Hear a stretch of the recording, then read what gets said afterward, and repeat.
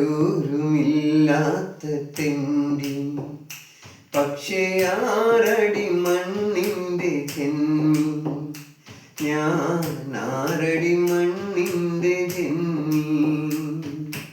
ആരൂരുമില്ലാത്ത തെണ്ടി പക്ഷേ ആറടി മണ്ണിൻ്റെ ജന്മി ഞാൻ ആറടി മണ്ണിൻ്റെ ജന്മി മണ്ണിൽ വന്നു ജനിച്ച നേരം ഈ മണ്ണിൻ്റെ പട്ടയം പതിച്ചു കിട്ടി മണ്ണിൽ വന്നു ജനിച്ച നേരം ഈ മണ്ണിൻ്റെ പട്ടയം പതിച്ചു കിട്ടി എവിടെയെന്നറിയില്ല കണ്ടിട്ടില്ല ഇതുവരെ എങ്കിലും ഞാനതിനവകാശി